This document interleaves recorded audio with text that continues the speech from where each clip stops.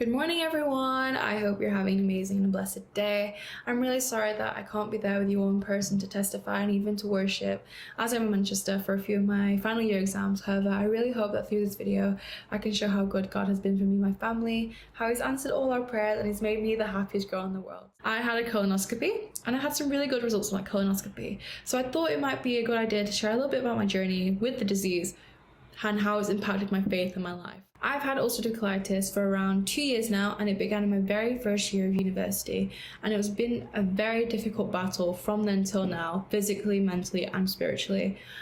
At first it was really hard because I had no one to really rely on for any sort of support. I didn't really have family history of the disease. No one in my family, even though we had an extensive background of healthcare, really knew about IBD. So a lot of it was for me to kind of investigate and learn about, and managing that on top of trying to be a good nursing student is very, very difficult. And I found that stress was a very prominent factor for my flares. I would stress, then flare, stress more because I'm flaring, then I'd flare worse. It's a really vicious cycle, and my faith took a hit because of it, and I questioned God, I doubted God, and I found times I would struggle to pray because I just was questioning, why would you put so much pain and stress onto my life again? And I say again because I'm not too sure if many of you remember, in my testimony when I was baptized, I was talking about how I went through the process of being so stressed because of GCSEs, on top of my dad being in hospital for several weeks because of his stroke, and then my mum being diagnosed with breast cancer a few months after. And I think that amount of stress can't really compare to the amount of stress I go through right now with this disease. But I question God, why are you letting me go through this pain and stress all over again when I already went through that battle 3-4 years ago? So I struggled with this disease a lot because, yes, I was trying to understand and manage it, but when I was flaring, it was unfortunate that it was at the same times when I'd had placement. To pass your nursing degree, you need to at least do 2,300 hours of placement, and I missed out on many. I'm still behind in hours right now for placement, and I'm still making them up to this day. And that stressed me out. All I wanted to do was go back to uni and go to placement, get those hours signed off. I could care less about my health. But because of this, I'd have frequent hospital admissions because of how severe my flaring was. And I even had a blood transfusion one time, and I had several rounds of steroids. And because of how severe my flaring was, 5 months in, they started me on a biological treatment called infliximab, which isn't really introduced until at least a few years later. And that treatment was amazing for me at the start, and then it started to kind of taper off, and it wasn't so stable for me. And they realized, okay, this dose isn't working, we'll double the dose. That double dose wasn't stable because I still flare. And that's when they was considering other interventions like surgery or even a drug change. And that decision started around last year in last year in August.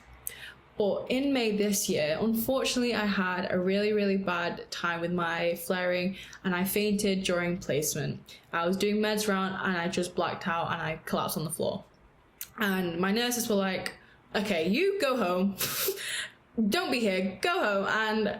And I told my IBD nurses, and that's when they realized, okay, this treatment, what she's going through right now, isn't really stable enough for her right now. She needs something else. So that's when they really confirmed, okay, we really might consider you having an ileostomy.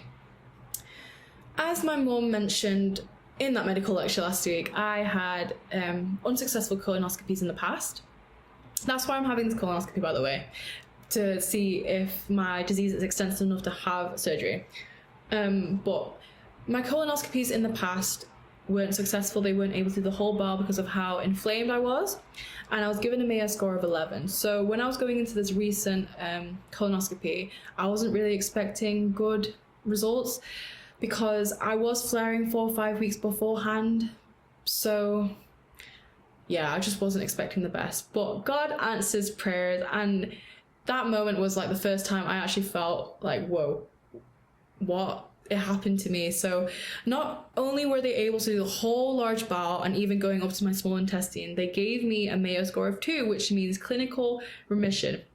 So I went down 9 points in score. Yes, it was within a year, but that's still really good for me. I've never been that low before. And that result and that whole procedure gave me hope and peace for my disease going forward. And I realized it lined up with the months I've been working on rebuilding my faith and my devotion to my faith. As John 12:26 says, my Father will honor the one who serves me. So I was like, wow. With my devotion to my faith, it really helped how much God has impacted me, if that makes sense. I don't want to go on a little tangent, but as I mentioned, there were times where I questioned my faith and I questioned God. And during those sessions, I found myself heavily relying on these verses. So whenever I fled, I'd pray, then read these verses, go to sleep, happy, all that. So these two verses are Lamentations 3 and Micah 7. Lamentations 3:28-30 says, when life is heavy and hard to take, as it always is for me, go by yourself, enter the silence, bow down in prayer, and don't ask questions. Wait for hope to appear. The worst is never the worst. So I found myself really relating to that, and I relied on that a lot for any kind of wavering in my faith.